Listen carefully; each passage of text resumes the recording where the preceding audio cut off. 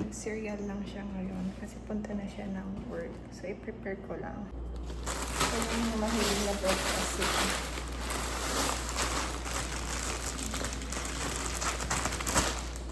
In fairness, yung salad guys, masarap. Napagkakagawa.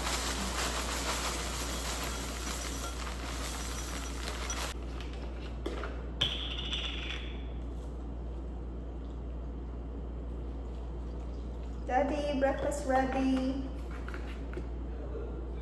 Breakfast ng aking afam. Breakfast ko. Alam niyo ba, nakabila ko sa Asian store and masapog din siya. So, lalagyan ko lang yan ng asukal. Kagabi, ayun yung pinagkainan namin. Hindi ko pa naaayos. Pero kumain yan si Icing. Kumain siya. Masarap naman.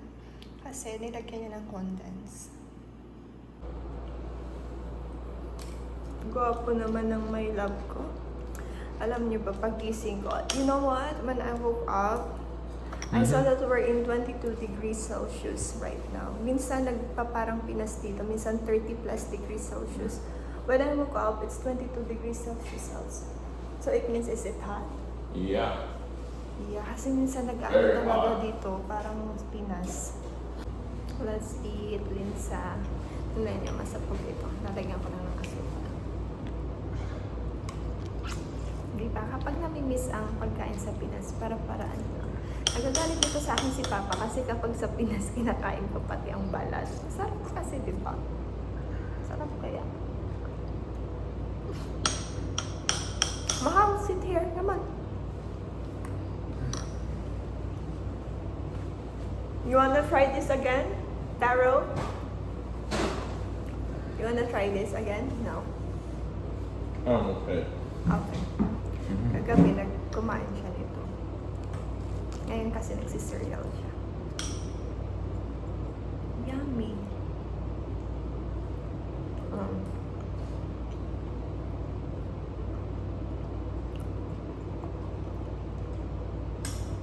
Sausaw lang sa sukal.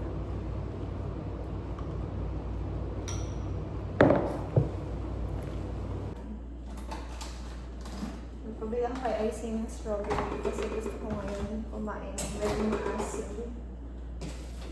And then meron pa kami dito watermelon na tira. Kasi nag-ganito ko lang siya. Easy. Yeah. So, pinapainit ko lang yung oven.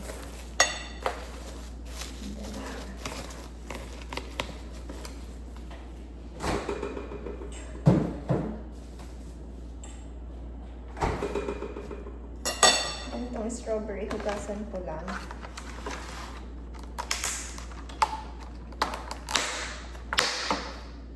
Tada! Nagaganda yung strawberry nila dito. Mga 3 lang kasi may watermelon na ako. Hugasan ko lang ito.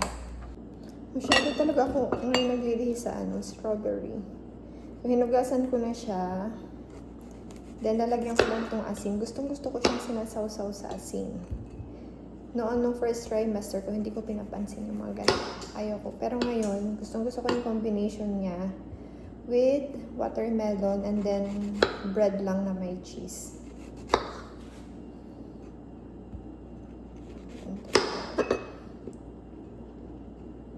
Oops. Dulas. Yan, mamaya pala, tututok ako sa computer kasi sa 20 na yung schedule ko para sa green card. So, magbabiyahe kami ni Icing na pagkalayo-layo. Ay, 30 minutes lang naman. So, asikasuhin ko mamaya sa computer yung mga kailangan kong i-print kasi kailangan namin magpatunay na mag-asawa talaga kami. So, kailangan dalhin yung birth certificate. Ganun. Or marriage certificate, mga ganon. Nalagyan ko lang konting asin. Yung oven, pini-preheat ko na para sa tinapay. So, bagay, pwede na siguro itong ilagay kasi medyo na siya, kahit hindi ko. Yun, tumulog din. So, antayin lang natin siya and then kain na tayo while nakaharap tayo sa computer para mag-ayos ng mga documents para sa interview ko sa green card. Ako ditong natitirang Eden, lagay natin sa bread. Konting-konti lang yun nilalagay ko kasi hindi ako masyadong maki-cheese. And then kuha pala tayo ng milk. And then mamaya pala, may girls night kami. So, in-invite ako ng mga puti kong friends. Ang mabait ng mga yun. So, lalabas ulit kami. Hindi ko alam kung mag-ice cream kami, pizza, or kung ano ba. So, tingnan natin. Pero asikasuhin ko muna si Icing. Lulutuan ko muna siya ng lunch bago ako umalis. Yung bread nakasalang ko na. Tapos mag-milk lang ako kasi palagi akong chine-check niyan ni Icing. Tuwing mag-chat yan. Ininom mo na ba yung vitamins mo? Kumain ka na ba ng prutas? Ano yung ginagawa mo? Masyadong mapagmahal yung asawa ko na yun. So, ready na. Bread na lang yung inaantay ko. Sinalang ko na siya sa oven. Gusto ko kasi yung medyo toasted pa. So, konti pa. Ready na ang pagkain ng buntis. Ganyan lang yung cheese na gusto ko. Kasi parang sumasakit yung tiyan ko pag nasusobran. And then may gatas lang dito. Si Icing, rice yung request niya para sa lunch. So, lulutuan ko na lang siya maya-maya. Pero ngayon, asikasuhin ko muna yun. Dapat asikasuhin. Kasi matapos ko ito before August 20. Kasi marami pa kami mga kakailangan. Check ko yung kanin. Yeah.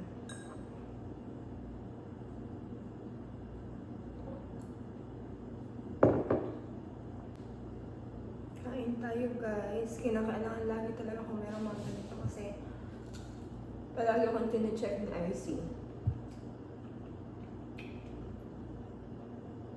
Na kailangan magsisend pa ako niyan sa kanya ng picture na kumakain ako ng prutas, ng ito, vlog na, para makita niya din.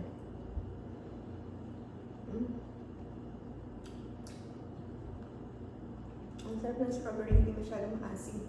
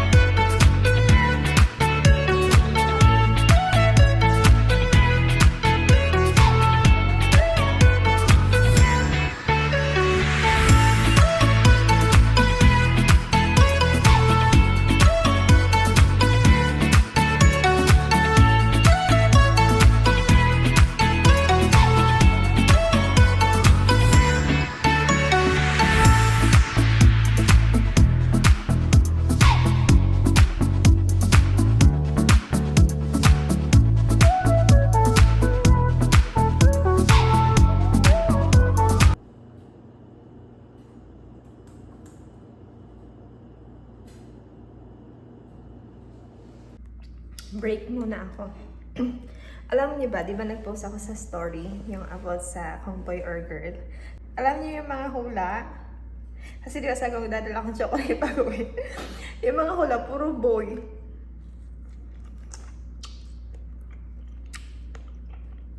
Siguro iilan lang yung naghula ng girl. Iilan lang. So, tingnan natin. Magpo-post kami soon. Gusto ko kasi yung malaki na yung chan ko. Mag-pictorial pa kasi kami. Gusto ko malaki na yung chan ko. So, baka mga September or October na. Para naman maganda-ganda sa picture, di ba? Yung buntis talaga.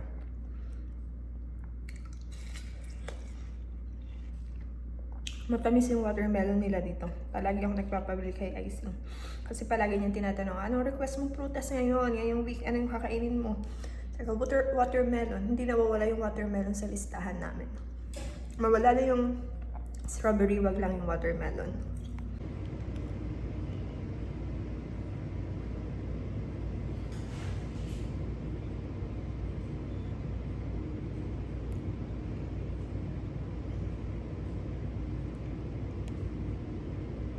Lapit na akong matapos. Bukas ko na lang ipagpatuloy. Kasi ihanda ko pa yung lunch ni IC. And aalis kasi ako mamayang 4. Yun nga, kasi may girls night kami ng mga friends ko dito.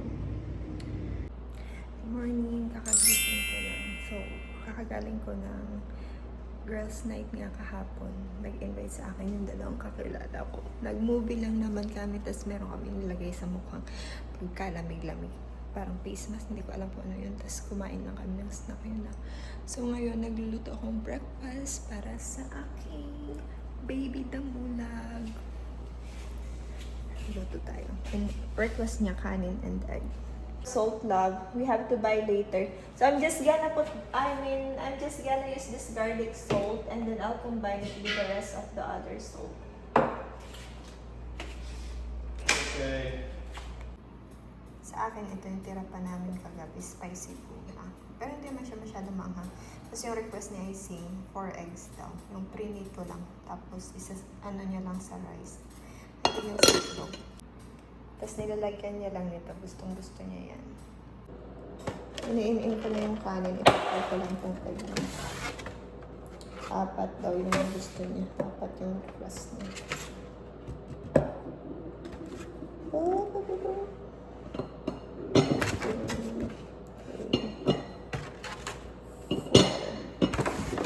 Ayoko kasi meron kang pila.